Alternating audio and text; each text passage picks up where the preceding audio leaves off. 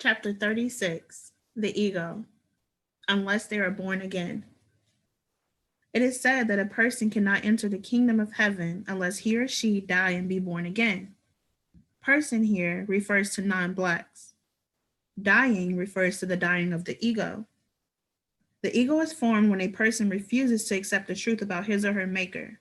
Rejection of one's creator and the formation of the ego are one and the same phenomenon, like walking and moving the legs in a particular way. When a person moves his legs in a particular way, we say he's walking. When he's walking, he moves his legs in a particular way. The two are inseparable as a word in its meaning. Similarly, the ego and rejection of the maker are just as inseparable. The one defines the other. It's not possible for a person to have an ego without rejecting his maker. And it's not possible for a person to reject his maker and not develop an ego. Therefore, only non-blacks have or are capable of developing an ego. The reason is straightforward. Only non-blacks have a maker. Black people are self-created without beginning. There is no maker that they can reject. Therefore, they cannot develop a real ego, because a real ego can be developed if and only if one rejects his creator, as was said about the pride of Lucifer, the being of light skin. Non-blacks are made beings. They have a maker by the name of Yahweh. They also have free will given to them by their maker in his own image. Thus, they have the ability to reject their God, their very own maker and sustainer of their existence. This is something of a dilemma because in order for them to rule the world, they had to take it over from their makers, Black people. To do this, they had to see their makers as being inferior to themselves, so they could have the courage to conquer and rule them. This rejection of their maker automatically causes them to develop an ego. Thus, all non-Blacks have developed an ego of some kind. The proudest of them have what is called an overinflated ego, which is potentially the most dangerous kind in terms of their everlasting salvation. The most humble of them have only a mild ego, but an ego nonetheless. The rest fall in degrees somewhat in between these two extremes. They can be born again only if the ego dies. When the ego dies, then they have the opportunity to discover the truth, which is that their God is a Black man. Alternatively, which is the same thing, if they accept their God, their ego will automatically die. This is the hardest thing for the vast majority of non-Blacks to accept. They were raised by their own kind to see Black people as inferior beings hardly worthy of respect, let alone love or worship. For them to worship a Black person is well near impossible. It's for this reason that they have manufactured every form of conceivable idol to worship. The most religious of them have concocted an invisible spirit god and worship this god in the forms provided by their various religions.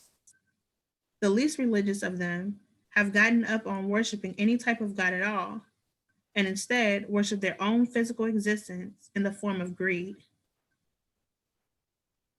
They live only to accumulate as much material possessions and pleasures as possible in effort to satisfy their greed, their insatiable God. They know deep down that this is futile, yet they'd rather worship that than their real God simply because he's Black.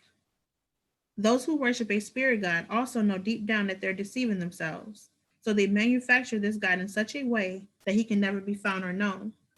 Those who seek him, especially children who innocently ask where God is, their reply is that he's in the heavens where they can't go until they die.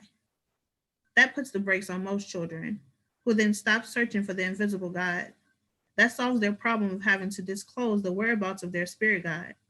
Just to make sure, they further add that if by some chance someone happens to see this God, they will surely die because his face is not meant to be seen.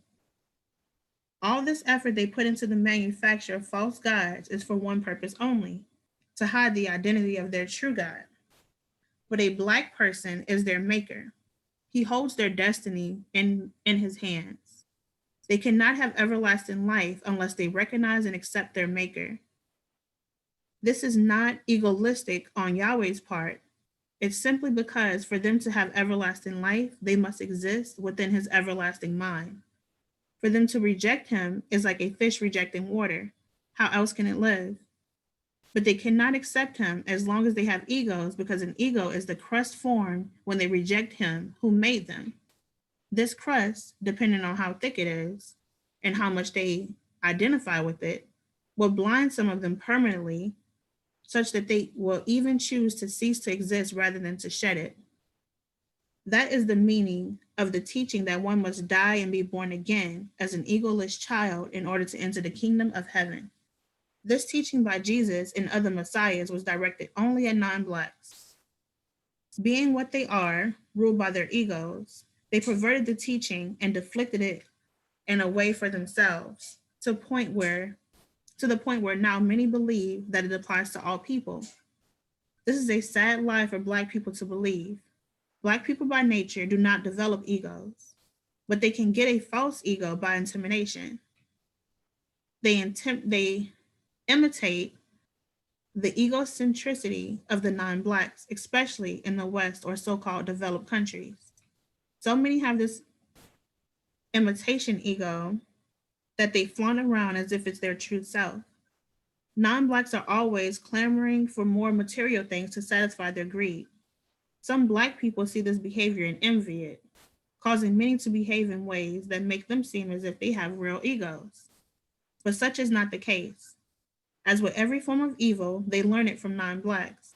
They get caught up in their culture because, frankly, many have no idea of any other type of life except that which they see amongst the enemy. The truth remains, though, that egocentricity is not a part of our nature.